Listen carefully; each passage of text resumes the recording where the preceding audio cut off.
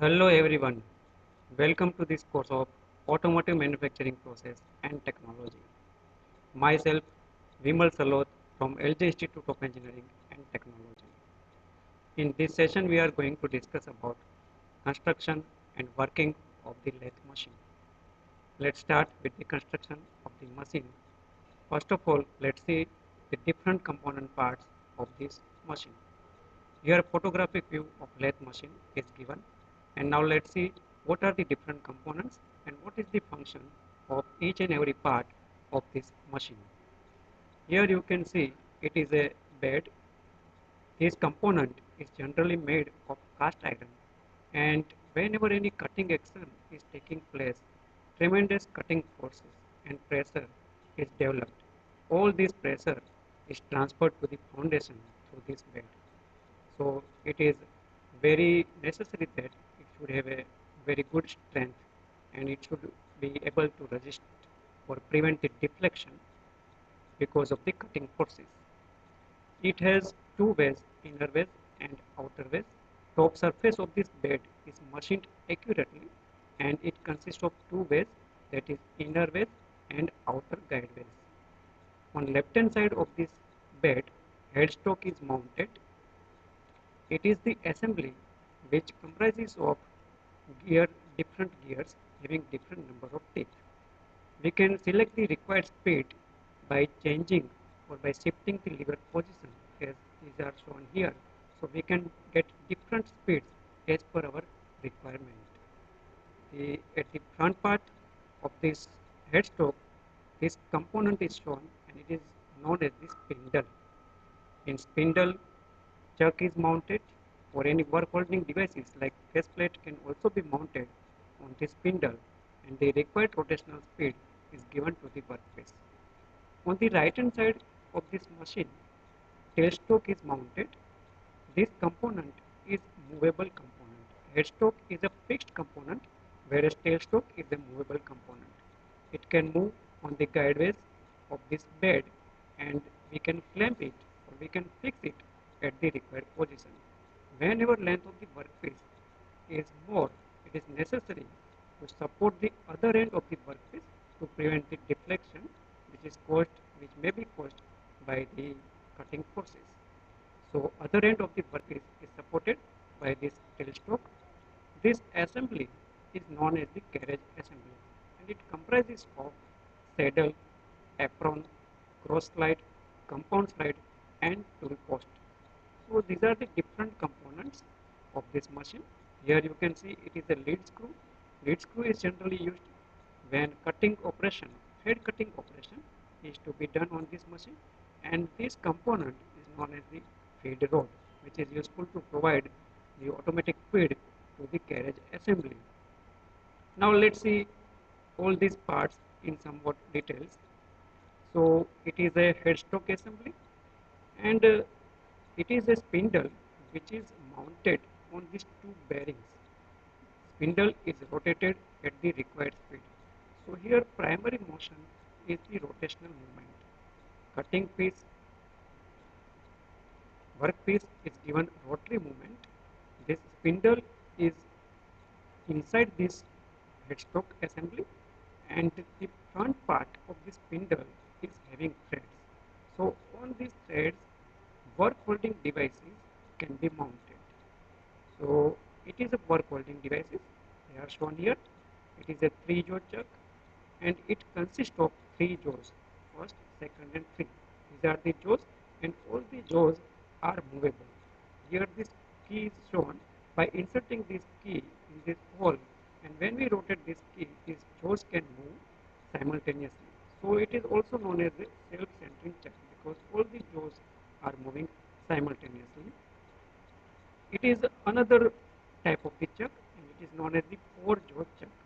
Here you can see there are 4 jaws, and each jaws has separate the threaded hole, and this key is inserted inside this threaded hole, and when we rotate this key, all the jaws can be moved separately.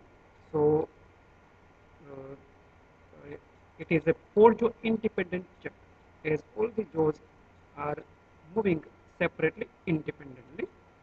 So Here you can see these are the levers, different levers, and by shifting the position of the lever and by combination of different position, we can get the different desired speed. Now what speed we have to select, it depends on several parameters like what surface finish we want to achieve, what is the depth of cut, what is the workpiece material. See, if workpiece material is harder like cast iron, then speed is lower. If we require higher finish, then it is necessary to keep the speed, rotational speed higher. So it depends on these parameters, and by combination of these parameters, we have to select the required speed. Next part is tailstock, and as we discussed, this tailstock assembly is mounted on the right hand side of the base, and it is a movable part. It can move on the lathe bed guideways. So here this assembly is shown, and inner details are also shown in this diagram. It is a spindle, tailstock spindle, which is movable, and when we rotate this hand wheel here inside this tailstock, it is a sleeve part, and it has some taper portion. In this taper, shank of the center is fitted. Here two types of the centers are shown. It is live center and it is dead center. Live center means revolving center, and dead center, it means that it remains fixed. It does not revolve. That's why it is known as the dead center. But both of these centers are useful to provide the support at other end of the workpiece. It is a clamping screw, and by this screw we can fix the position of this tailstock. It is a carriage assembly, and it is helpful to provide the feed motion to the cutting tool. It consists of saddle. This H-shaped casting which is mounted on the guideways is known as the saddle. Front part of this assembly is known as the apron, which consists of different gears to provide the feed motion. Here you can see on the top part, these are the guideways, and it is doubt on these guideways, cross slide is mounted.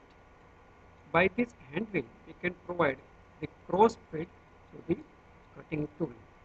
Above that, it is a compound slide, and by using compound slide, we can provide angular movement to the cutting tool because it is mounted on the base and it can be swivel according to required position. At the top part of this compound slide, tool post is mounted. It is a four-way tool post, and we can mount cutting tool on this tool post. So here different feed motions which can be provided is longitudinal feed. When we rotate this hand wheel, the movement of the cutting tool will be parallel to the axis of the machine. So it is known as the longitudinal feed. If we want to provide the feed perpendicular to the axis of the machine, then we have to use this cross slide.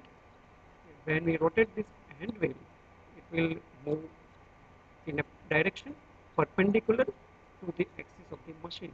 And if we want to provide angular movement to the cutting tool in case of taper turning, then we have to use this compound slide. And when we rotate this hand wheel, the tool will move at required angle. So we can get taper on the workpiece. That we will discuss in detail in the operations of the lathe machine. Next part is the lead screw, and lead screw is useful in a thread cutting operation. Whenever we want to cut the threads on the workpiece, we have to engage this lead screw to the carriage assembly, and as per the required pitch on the workpiece, we have to adjust this movement, and accordingly we can get the required pitch on the workpiece. So it is a block diagram of the machine, or we can say it is a very simple sketch of the machine. It is necessary to show all the parts of the machine whenever we are making any drawing. So you can see here it is the bed, headstock, tailstock, lathe spindle, and at the front part of the spindle this chuck is fitted. As it is a revolving center, it is known as the live center. Other part on the right hand side of the bed, it is tailstock, and in tailstock it is a dead center, as it only supports the other end of the workpiece, but it does not revolve with the workpiece. That's why it is known as the dead center. It is a lead screw which is helpful to provide the feed motion to the cutting tool in case of thread cutting operation, and it is a feed rod which is useful to provide the automatic feed to this carriage assembly. On this apron, you can see it is a cross slide, and by using cross slide we can provide the feed motion of the cutting tool which is perpendicular to the axis of the machine, and it is on the top of the cross slide. Compound slide is mounted, and by using the compound slide we can provide the angular feed to the cutting tool. The tool which is used generally, it is known as a single point cutting tool. So geometry of this cutting tool is shown here.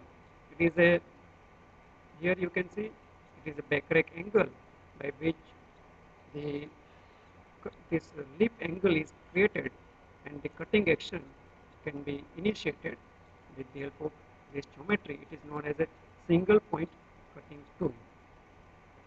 The types of motions which are involved are three types: primary motion, that is rotary motion of the workpiece. The workpiece is mounted in the chuck, and rotary motion is provided to the workpiece through the chuck. Another type of motion is feed motion, which is provided to the cutting tool. There are three types of the feed. First type is the longitudinal feed, which is parallel to the axis of the machine. Second type is cross feed, which is perpendicular to the axis of the machine. And third type is the angular feed motion, which is at some angle with the axis of the machine, and it is useful in case of taper turning. And the third type of motions are auxiliary motion. For example, clamping of the workpiece, mounting of the cutting tool, clamping of the tailstock, adjustment of the tool angle. These all are the movement which are known as the auxiliary motion. So it is the construction and working of the lathe machine. Thank you very much for watching.